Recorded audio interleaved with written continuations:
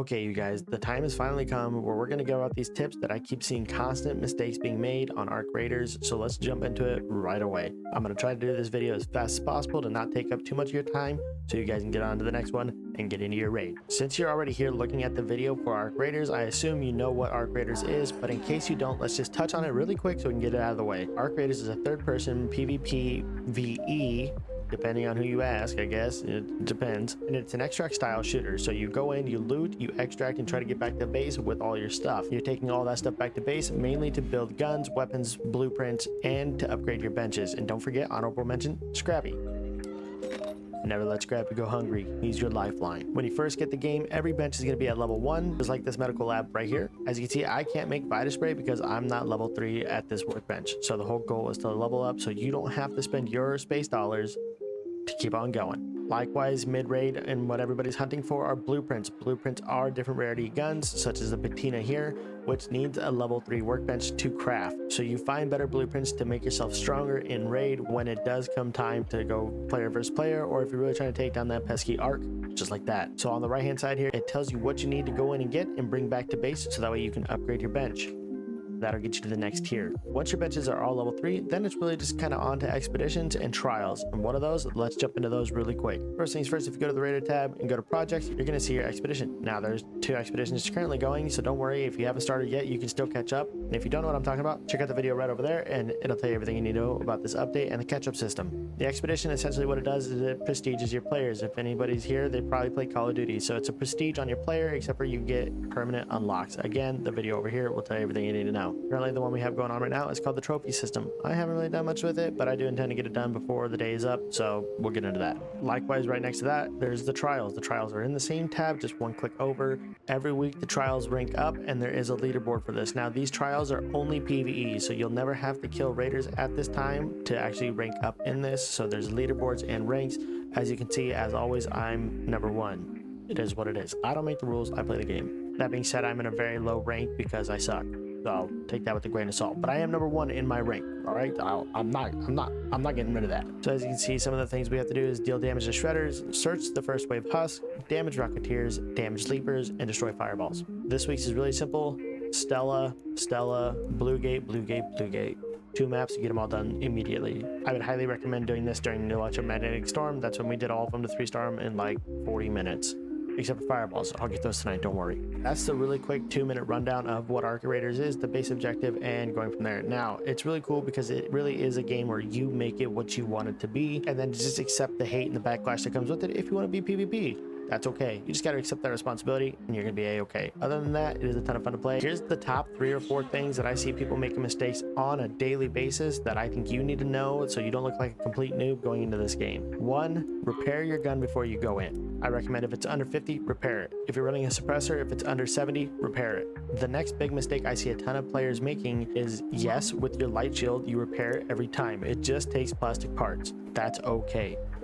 The problem we run into is when people have a medium shield on and they go, oh yeah, I'll repair it, which is no big deal. So right now this shield is at 50. It would take me 1 arc circuitry and 1 battery, but that's not going to go to 100%. That's going to go to 80%. So instead what you want to do is you want to recycle the medium shield, get the token, because that's the hard part to get in making the shield, but it gives it to you for free. Run over here to your workbench, go to your gear bench, and make for 1 arc circuitry and 4 batteries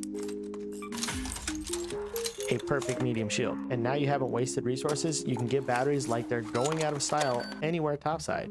You're good to go. Bandage first, shield second, because remember, the shield is just a damage reduction. The next thing we're going to go over is just your healing and your shields. Each form, whether it be your health or your shield, has different variables you can use. Best part is if you get the perk in the skill tree that's in round crafting, you can craft shields and bandages mid-round. If you don't have that perk, you can use basic fabrics to heal. They even go in your circle, and you can use arc power cells to throw your shield back on in a pinch. So you don't have to have shield recharges and bandages. You can use the raw resources, and that goes for noodles too. Eat your noodles. The noodles don't take any time, it insta heals you, and you can eat them mid-raid. All right, the next thing we're going to talk really quickly is we're going to go to inventory. So one of the things you have to do right when you start, and I know it takes a lot of money, but don't worry, spend the money. It's so worth it. So once your stash is expanded, and notice I haven't done the expedition. I got here a little late, and I understand that you hate me for that. That's fine. I'll take that.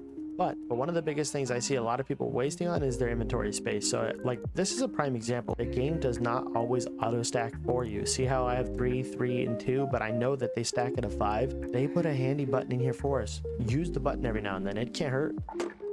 Now I'm at 250. See how I stacked them? 5 and 3. Just so you guys know, that button's there. Right next to that button, I don't know if you guys ever noticed this, but if you forget to click the unload backpack button, or your inventory is full when you're coming out of raid and you go and sell stuff and you don't want to control click or square click that stuff over there, you can just click the button right here that says unload backpack. It's all over there. You're good to go. Just be warned that when you do this, if you have something in your safe pocket, it will take it out of your safe pocket. So if you use that button, you're going to go in without your snap hook or your guitar or your shaker. You're not going to have anything there unless you put it back. Buy your heavy, light, and medium gun parts every day. They're really cheap. It's worth picking up on. It's going to make getting into the next raid a lot faster when you go to upgrade your gun. So now you're ready to deploy and you're looking at the map. The map names are on the top.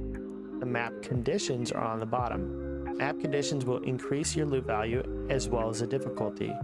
Note that night raids, you will never have raider hatches. You lose all raider hatches whenever you go in, so put the hatch key back. You don't need it. Same with electromagnetic storms. You won't need it. To make some of the really good guns and the big guns, the Jupiter, the Equalizer, all that kind of stuff, you need matriarch cores and queen reactors. The harvester will be where you get your queen reactors, and the matriarch, which you'll see on the map whenever you load in, will be where you get your matriarch cores. But there's not an event for queen. I know that sounds really weird, and I know it sounds weird that I have to say that, but you'd be surprised how many comments I see, where do I get the queen reactors? There's no queen event. It's the harvester. One more really quick thing about the inventory. If you have anything that says broken, worn, weathered, deflated, or fried, it's meant for you to scrap. It's meant for you to recycle, not to sell.